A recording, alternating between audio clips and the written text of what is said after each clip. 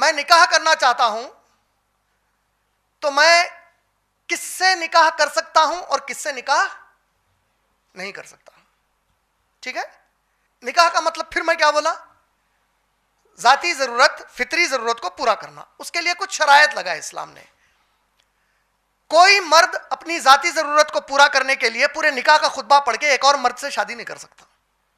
کوئی عورت اپنی ذاتی ضرورت کو پورا کرنے کسی اور عورت کے ساتھ نکاح کا خطبہ پڑھا کے شادی نہیں کر سکتی. انگلش میں اس کو سوڈومزم یا لیسبینزم کہتے ہیں. غیر فطری عمل، قوم لوط کا عمل، مرد مرد سے فیل کرے نعوذ باللہ، یا عورت عورت سے فیل کرے، یہ حرام ہے، گناہ ہے، کبیرہ ہے، جس پر اللہ نے ایک پوری قوم کو برباد کر دیا. سورہ اعراف سورہ نمبر 7 آیت نمبر 80 سے 84، سورہ ہود سورہ نمبر 11 آیت نمبر 83 اور 84، یہ دونوں جگہوں پر اللہ نے قوم لوط کو جو گناہ کی وجہ سے برباد کیا اس کا ذکر کر دیے. تو اللہ نے واضح کیا کر دیا کہ کوئی بھی ہم جنس، سیم سیکس، سیم جینڈر والا ایک دوسرے سے خطبہ نکاح پڑھا کے مہر ادا کر لے کے شادی نہیں کر سکتا.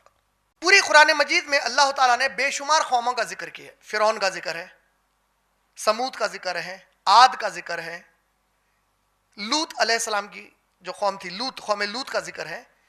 نبی کریم صلی اللہ علیہ وسلم نے فرمایا اللہ نے جتنی قوموں پر عذاب بھیجے، قوم لوط کے علاوہ کوئی قوم نہیں ہے جس پر اللہ نے 3 عذاب ایک ہی وقت میں بھیجے. یعنی اللہ کی نظر میں اتنا گندا عمل ہے کہ ہم جنس، سیم سیکس والا وہی اپنے سیم جینڈر والا اپنے ہی جینڈر سے شادی کرے یا کوئی گندی حرکت کرے، لڑکی لڑکی سے یا مرد مرد سے، حرام ہے، جائز نہیں ہے، گناہ ہے، کبیرہ ہے، اللہ کے پاس بربادی ہے.